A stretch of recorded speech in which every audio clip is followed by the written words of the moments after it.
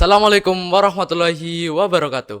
Waalaikumsalam. Halo Sobat Himara, kembali lagi di Himara Podcast, podcastnya Mandua Kebumen. Jadi, pada kali ini di Mandua Kebumen sedang melakukan kegiatan Mata Muda 2026, yaitu Masa Ta'aruf Murid Madrasah. Nah, pada hari ini kita kedatangan tamu yang sangat spesial, seorang dosen di Perguruan Tinggi IAINO Kebumen, yaitu Bapak Haji Agus Salim Caimidi MPDI, yang membawakan tema yaitu moderasi beragama. Silakan Bapak untuk memperkenalkan diri terlebih dahulu. Terima kasih. Saya Agus Salim Hamidi. Aktivitas saya dosen IAINO Kebumen. Dan terima kasih kepada Mandua yang telah memberikan kesempatan saya untuk sedikit banyak bertemu dengan adik-adik siswa baru kelas 10 untuk bersama-sama belajar terkait dengan moderasi beragama. Baik. Bagus, selamat datang di podcast kami. Terima kasih. Tadi kan pada saat mempresentasikan moderasi beragama, Bapak menampilkan slide materi yang luar biasa tentang Indonesia. Indonesia terdiri dari 17.000 pulau, 1.340 suku, dan 6 agama resmi. Nah, data ini kenapa menjadi alasan utama bagi kita untuk memahami moderasi beragama, Pak? Ya, terima kasih. Yang pertama yang perlu kita pahami dahulu adalah apa sih itu moderasi beragama? Moderasi beragama secara sederhana itu memoderasi cara kita beragama.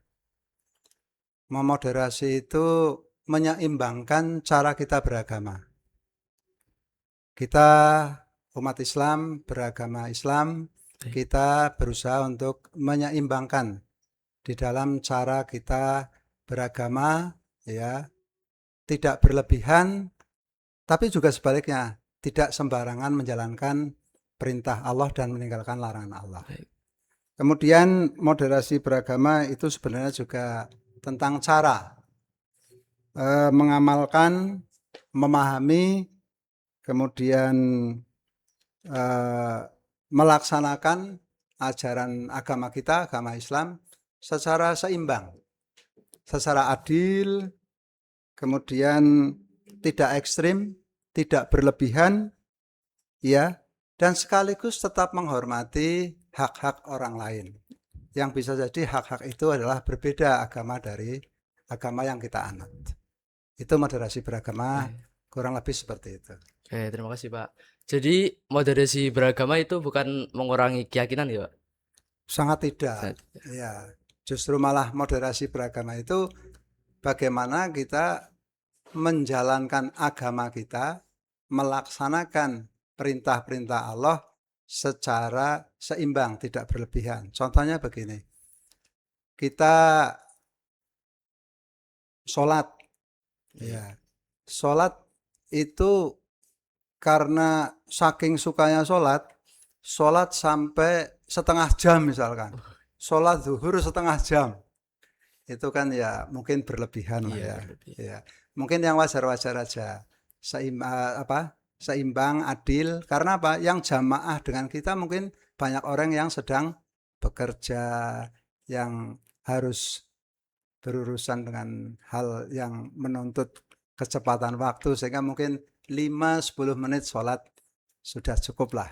Tapi ya jangan terlalu cepat ya. Sholat kayak apa? Kayak orang balapan, itu kan juga harus adil lah. Dengan hubungan kita dengan Allah juga adil, hubungan dengan manusia juga kita harus adil. Kurang lebih begitu, Mas. Baik, Pak. Bisa dijelaskan nggak Pak, bagi kami para pelajar, bagaimana ciri umat Islam yang moderat? Bagi pelajar, karena usianya adalah usia sedang proses belajar, menuntut ilmu, ya, ilmu itu kan yang penting harus diamalkan. Nah, mengamalkan itu juga harus dengan ilmu. Oleh karena itu kepada pelajar tentunya yang penting adalah amalkan apa yang sudah didapatkan dari ilmu pengetahuan atau belajar selama di madrasah. Demikian juga belajarlah hal-hal yang barangkali memang kita tidak tahu dan butuh pendalaman. Apalagi di suasana seperti sekarang ini, di mana pemerintah melalui Kementerian Agama itu juga menerapkan pendidikan, pembelajaran model deep learning, pembelajaran mendalam, sekaligus kurikulum berbasis cinta. Oleh karena itu, ilmu itu harus selalu diperdalam terus, ya, sampai istilahnya detail-detailnya. Tapi jangan lupa bahwa mencari ilmu sedetail-detailnya itu juga harus dilapisi, harus diikuti dengan spiritualitas cinta kasih sayang. Iya, ada rasanya sehingga mencari ilmunya itu ada jiwanya.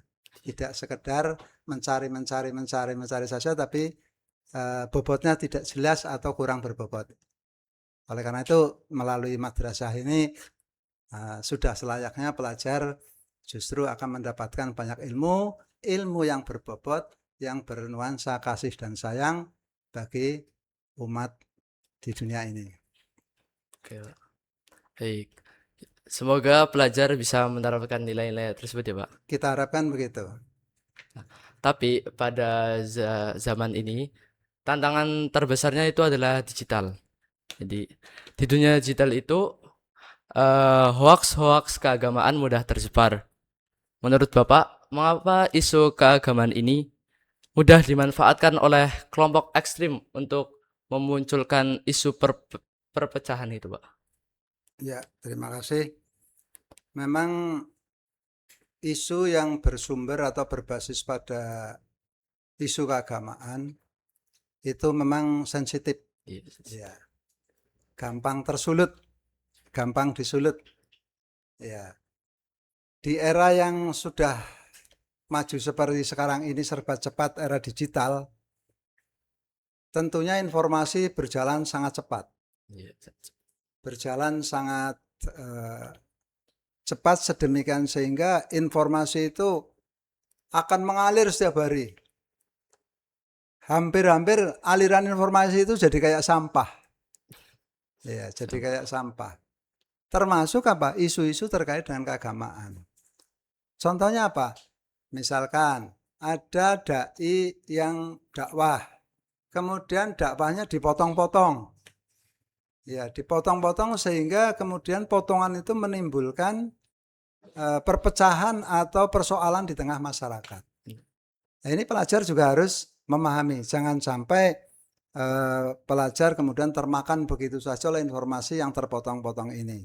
Dan inilah pentingnya di sini pelajar selalu menuntut ilmu, memperdalam keilmuannya, keagamanya diperdalam melalui deep learning, tapi sekaligus disentuh dengan kurikulum cinta, dengan kasih dan sayang, sehingga bobot keilmuannya jadi lebih baik, lebih bermutu. Artinya ketika mendapatkan informasi yang terpotong-potong itu tidak serta-merta kemudian mengambil keputusan atau bahkan dengan mudahnya share ke grup yang lain, tapi justru dilakukanlah check and recheck.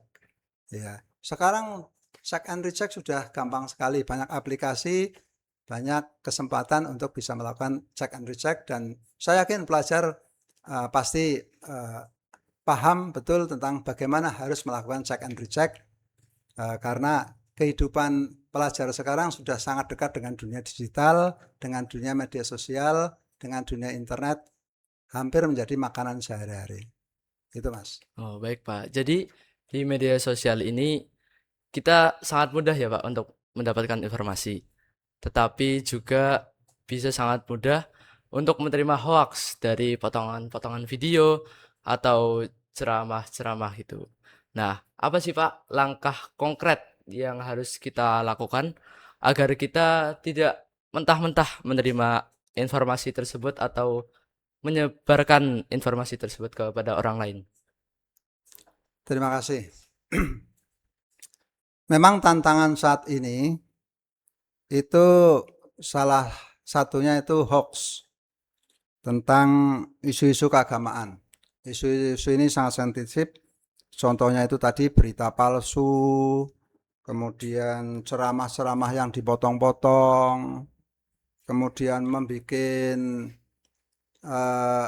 film AI atau video AI, ya, tapi isinya narasinya itu membangun narasi konflik, mengundang perpecahan, mengundang fitnah.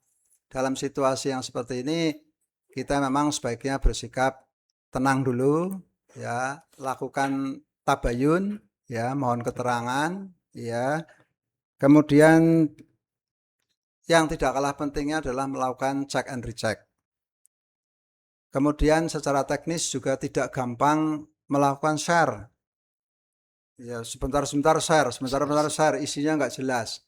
Nah, bagi pelajar, ya, ini penting kiranya pelajar tetap tabayun, mohon informasi dekat dengan Bapak Ibu guru dan orang tua, ya, sehingga informasi-informasi itu dilakukan konfirmasi lah dengan Bapak dan Ibu guru agar apa yang didapat itu tidak serta-merta kemudian dimakan mentah-mentah.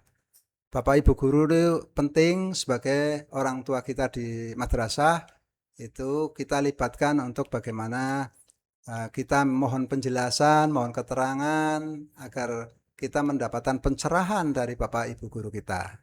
Itu. Oke, baik Pak. Jadi ketika kita menerima sebuah informasi, kita harus cek terlebih dahulu dan kita bisa menanyakan seorang yang lebih ahli ya Pak. Ya, bisa bertanya kepada Bapak Ibu guru, bisa kepada Bapak Kiai atau Ustadz, Ustadzah, kepada Bu Nyai atau yang lain.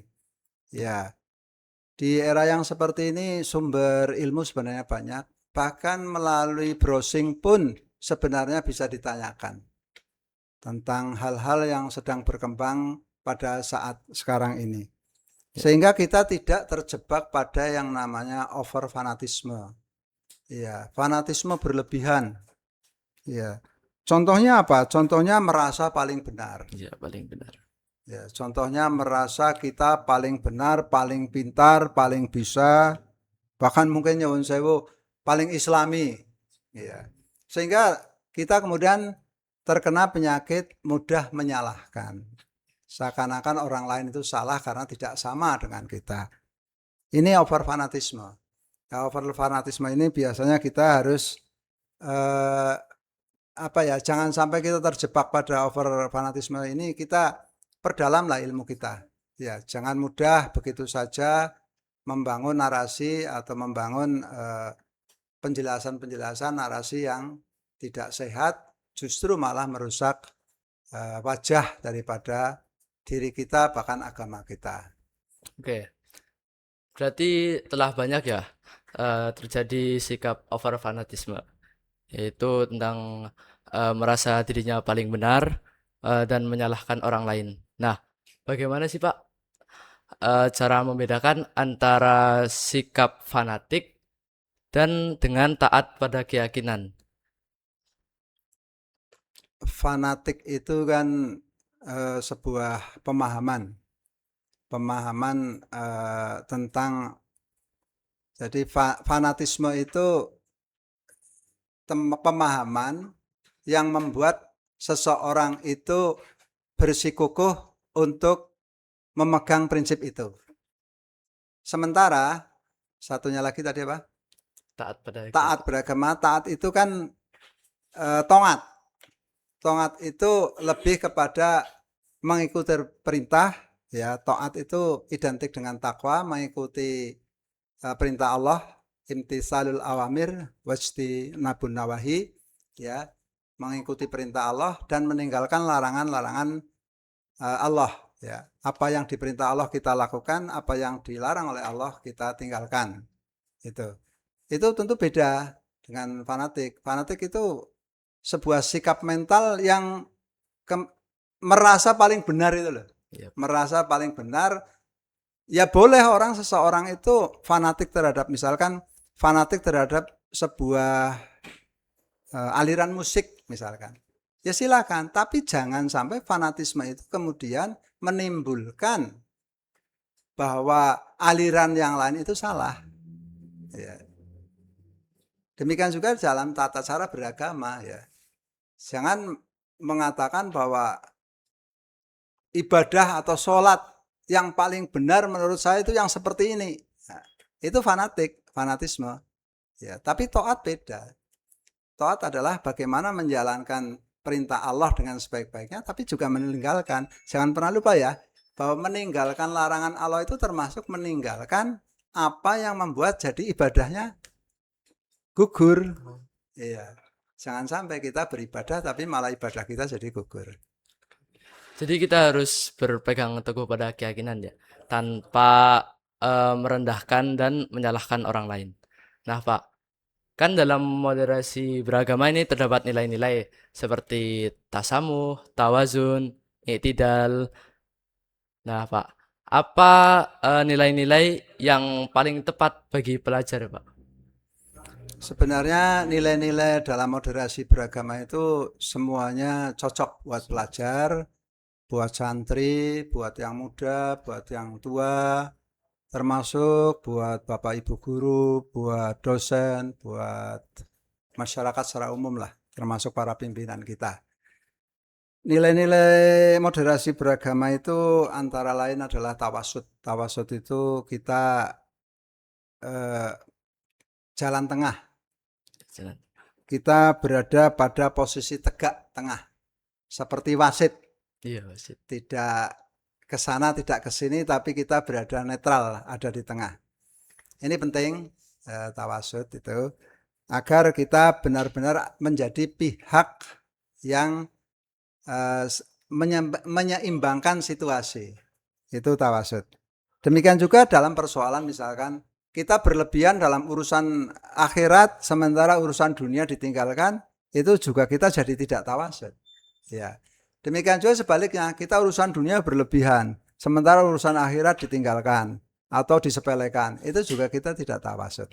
Jadi kepada pelajar tawasud itu penting, ya. Cari ilmu setinggi-tingginya, sebanyak-banyaknya, tapi ya jangan lupa cari ilmu juga sambil jalan, sambil diamalkan, sambil dimanfaatkan dan seterusnya.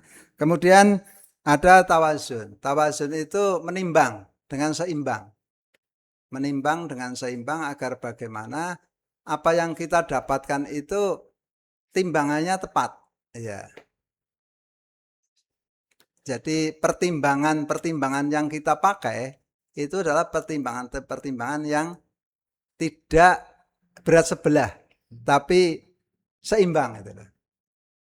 Contohnya kita misalkan hanya mengikuti pendapatnya Imam A saja, ya. Sementara seakan-akan Imam B ditiadakan.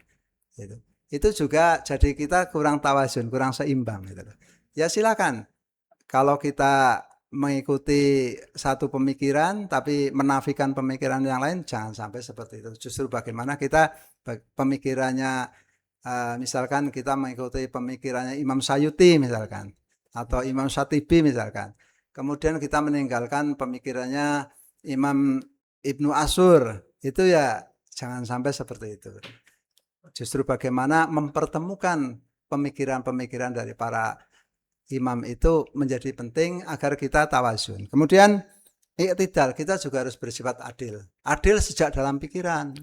Ya, adil sejak dalam pikiran. Jangan sampai kita melakukan sesuatu sudah stereotipis, sudah menghakimi dulu. Ya, sudah menghakimi dulu. Justru malah kita harus fair play, harus transparan, harus i'tidal, harus adil. Baik dalam pikiran, perbuatan maupun ucapan dan lain sebagainya. Kemudian tasamuh. Tasamuh itu tepos liro. Ya, tepos liro atau toleran ya. Kita mau mengakui atau tidak, kenyataannya di hadapan kita itu banyak orang yang berbeda-beda. Dari cara beragamanya, dari cara berpakaiannya, kemudian cara berbahasa, dan lain sebagainya. Dan kita harus benar-benar toleran bahwa semuanya itu tidak bisa diseragamkan seperti kita. Ya, kita harus mengakui adanya orang lain yang berbeda dengan kita, ya, orang lain yang beragam, beraneka ragam, bermacam-macam. Kemudian karena kita hidup di alam yang Bhinneka Tunggal Ika seperti Indonesia ini, ya, maka tidak ada kelirunya kita mengedepankan musyawarah, ya, musyawarah agar nanti terbangun, ya, keputusan-keputusan berdasarkan hasil musyawarah yang disepakati bersama. Baik, Pak. Kemudian nilai-nilai daripada moderasi beragama itu juga keteladanan. Keteladanan ini harus menjadi pilar penting di dalam moderasi beragama. Jangan sampai kita pemimpin tidak memberikan contoh yang baik, ya. Demikian juga jangan sampai kita jadi masyarakat, jadi rakyat suka menghina atau membuli para pimpinan kita. Jadi kita harus saling menghormati, saling menghargai, yang tua menyayangi yang muda, ya, yang muda menghormati yang tua. Itu Mas kurang lebih. Oke, baik Pak. Jadi nilai-nilai tersebut harus diamalkan bagi pelajar agar terciptanya tentunya lingkungan yang rukun dan damai. Nah, menurut Bapak, dari nilai-nilai tersebut, mana yang paling menantang untuk para pelajar untuk mengamalkannya gitu? Bagi para pelajar itu semuanya penting. Tapi menurut hemat saya, ya, pelajar itu harus bisa menimbang-nimbang. Harus bisa melakukan timbangan-timbangan yang seimbang. Agar apa yang menjadi sikap dan tindakannya itu berdasarkan pertimbangan-pertimbangan yang seimbang. Ya, tidak terjebak pada fanatisme, tidak terjebak pada pendapat sepihak, tapi justru malah pelajar dituntut untuk banyak menggali, ya, menggali informasi, menggali ilmu, menggali banyak keterampilan, banyak hal sedemikian sehingga keseimbangan itu gampang terwujud, tawazunnya itu gampang terwujud. Insya Allah pelajar yang semakin banyak menggali ilmu, semakin banyak mengamalkan ilmu, akan semakin moderat dalam melaksanakan, mengamalkan agama yang pelajar anut, dalam hal ini agama Islam. Baik Pak. Jadi nilai-nilai moderasi beragama tentunya sangat dekat dengan kehidupan kita sehari-hari, baik di sekolah maupun di rumah. Pada kasus contohnya ketika sholat subuh Pak, ada yang melakukan kunut dan ada yang tidak menggunakan kunut.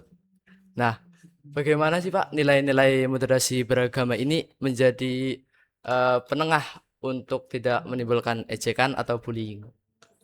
Ya, terima kasih.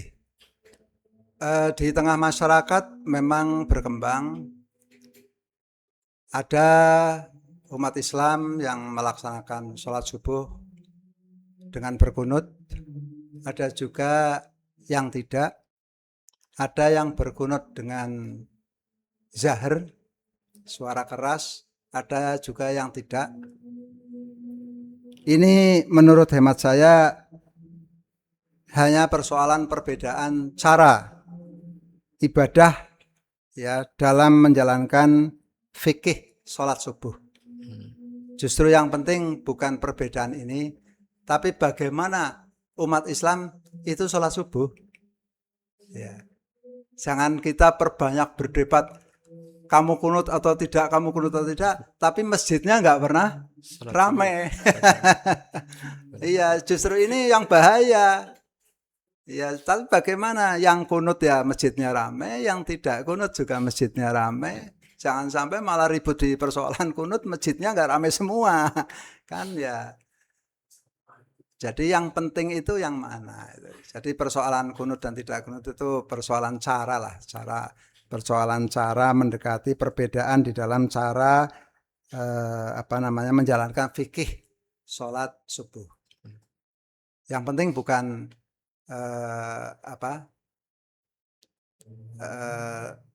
bagian-bagian sholat itu, tapi justru sholat itu sendiri yang penting. Sholat itu sendiri yang penting. Kalau melihat perbedaan banyak sekali nanti, kita nggak akan pernah selesai. Ada yang sholatnya Allahu Akbar kabiro, ada yang Allahu Akbar Allahumma bangit, ada yang pakai kunut, ada yang tidak, ada yang angkat tangan diputar-putar, ya kan? Ada yang nelunjukin jari, ada yang tunjuk jarinya berputar-putar. Kita nggak akan pernah selesai kalau berbicara masalah furu'iyah dalam persoalan fikih ini, beda pendapat lah. Tapi yang penting malah subuhnya itu tadi, sholatnya itu pada jalan enggak. Jangan malah berdebat di seputaran ornamen ya hanya di seputaran pernik-perniknya, tapi malah yang utama malah ditinggalkan. Nanti kalau kita banyak berdebat di persoalan yang aksesoris lah ya, yang mungkin tidak menjadi pokok, nanti malah yang pokok jadi nggak menarik. Orang jadi nggak tertarik sholat. Karena apa? Ngapain kita sholat subuh? Karena hanya akan jadi keributan saja. Itu kan jadi akhirnya malah yang rugi kita semuanya. Itu Mas. Baik Pak. Jadi perbedaan fikih itu hal yang wajar ya Pak? Oh iya. Perbedaan fikih. Jadi sebagai penutup podcast ini, apa langkah-langkah yang harus kita lakukan atau yang mampu kita lakukan untuk mewujudkan generasi yang moderat, berakhlak mulia dan mampu menjaga persatuan? Ya, terima kasih. Di penutup podcast ini izinkan saya menyampaikan bahwa jadilah generasi muda, jadilah pelajar yang kuat ibadahnya, ya, yang kuat mengabdinya kepada Allah. Ya, tentunya mengabdi itu juga harus didasari dengan ilmu yang kuat, yang luas, sehingga kita tidak terjebak pada persoalan-persoalan yang di permukaan lah. Ya, tidak terjebak pada persoalan-persoalan yang tidak penting, tidak mendasar, ya. Tapi kita mari kepada generasi muda kita ajak perkuat ibadah kita, perluas keilmuan kita, tapi tidak kalah pentingnya juga tetap santun dalam berakhlak, berbudi pekerti, baik kepada orang tua, pada bapak ibu guru, kepada sesama, ya. Kemudian juga bijak di dalam bermedia sosial. Hari ini media sosial sudah menjadi bagian daripada kehidupan atau hidup generasi muda pelajar hari ini. Berbijaklah dalam bermedia sosial, ya, dan yang tidak kalah pentingnya, walaupun generasi muda itu mungkin belum menonjol di tengah masyarakat, tapi kehadiran pemuda ini harus hadir menjadi penyejuk di tengah masyarakat. Jangan sampai masyarakat malah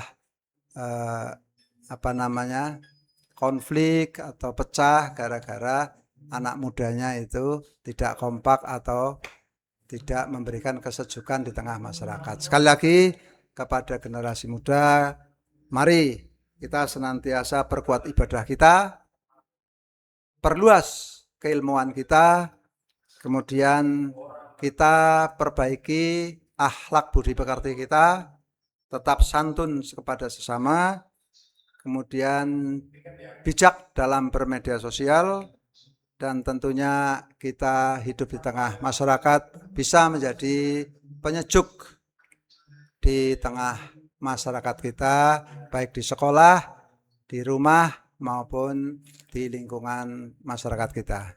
Itu deh. Baik Pak. Teman-teman, sampailah kita di penghujung acara pada podcast kali ini. Sebelumnya, saya ucapkan terima kasih banyak kepada Pak Agus yang telah menjadi narasumber kita pada kali ini. Banyak ilmu yang berguna telah disampaikan beliau dan semoga pada para pelajar bisa tentunya mengamalkan nilai-nilai moderasi beragama tersebut agar terciptanya lingkungan yang damai. Saya selaku pembawa acara mengucapkan terima kasih banyak kepada Pak Agus dan kepada para penonton yang telah menyimak podcast kali ini. Sampai jumpa di podcast Himara selanjutnya. Terima kasih. Wassalamualaikum warahmatullahi wabarakatuh. Waalaikumsalam warahmatullahi wabarakatuh.